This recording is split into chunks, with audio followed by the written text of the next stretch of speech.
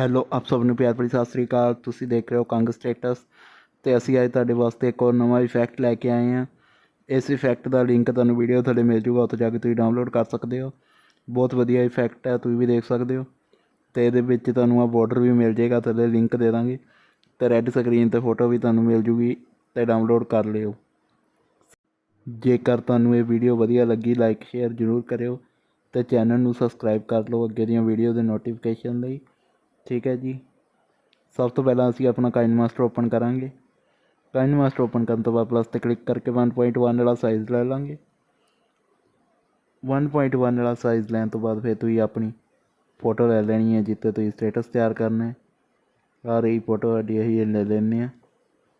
Photo लैन तो बाद तुम यदि टाइमिंग 30 सैकेंड तक कर देनी है।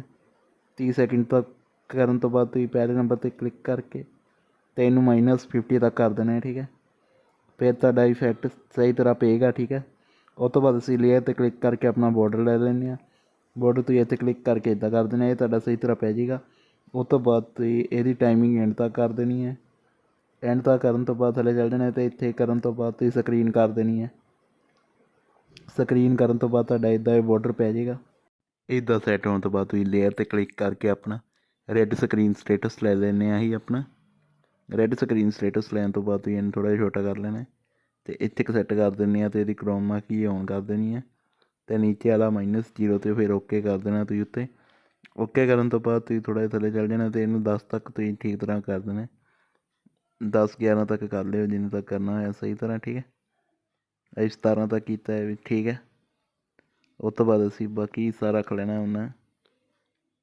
ये 12 तक ही ठीक रहेगा, 14। उस तो बाद एंड पर जाके तो इनू फोटो में कट देना बाकी हिस्सा। फोटो कट्टन तो बाद तुम शुरू चल जाने, तो शुरू च जाने तो बाद तुम अपना लेयर पर क्लिक करके अपना लोगो ले लेना। लोगो ले लेने अं भी इत्थे किते पिया होना।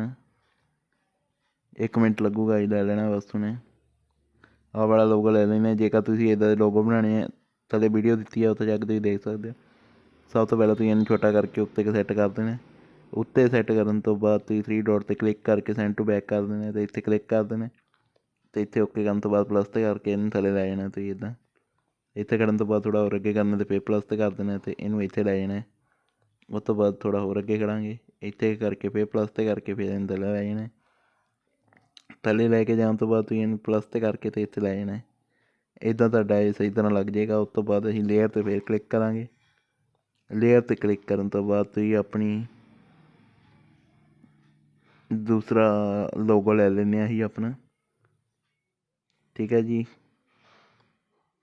दूसरा लोगो आ पिया साडा। इन्हां च तुसीं जिहड़ा मर्जी लोगो लै सकदे हो, अपने हिसाब नाल तुसीं अपने बना सकदे हो। तो इहदा लिंक वीडियो थल्ले दित्ता होया है। सॉरी, असीं दूजा लैना सीगा, ये गलत हो गया थोड़ा। उस तो बाद असीं फिर लोगो ले लैने अपना सही तरह। सही वाला लोगो ले लैने जिहड़ा लगाउणा ही असीं। पिस्टल वाला लैना ही असीं, इत्ते ऐड कर लैने। उस तो बाद असीं इहनूं एंड तक कर देना। एंड तक करन तो बाद तुसीं इहनूं छोटा कर देना। छोटा करन तो बाद तुसीं इहनूं इत्थे सैट कर देना। इदां सैट करन तो बाद तुसीं देख सकदे हो। तो फिर तुसीं लेयर पर क्लिक करके अपना इफैक्ट ले लैने असीं। इफैक्ट च एक सैटिंग है, वो तुहानूं दस दांगे असीं किद्दां करनी है। आ रहा इफैक्ट साडा, असीं ले लैने। इफैक्ट लैन तो बाद तुसीं इहनूं फुल स्क्रीन पर कर देना। फुल स्क्रीन करन तो बाद तुसीं इहनूं सेंड टू बैक कर देना। सेंड टू बैक करन तो बाद इत्थे असीं क्लिक करके इत्थे जावांगे, तो इत्थों बाद तीसरे नंबर वाला 10 तक वधा देना तुसीं। ठीक है, ये तुहाडा इफैक्ट बहुत घैंट बन जाएगा। उस तो बाद इसकी वॉल्यूम ऑफ कर दिओ।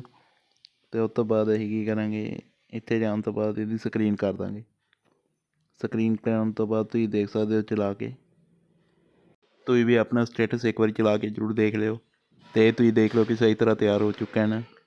तो उस तो बाद तुसीं ये वीडियो बिल्कुल सही तरह तैयार हो चुके, देख सकते हो इफैक्ट कित्थे चल रहा है। इस तो बाद तुसीं उत्ते क्लिक करके इनू सेव कर लेना।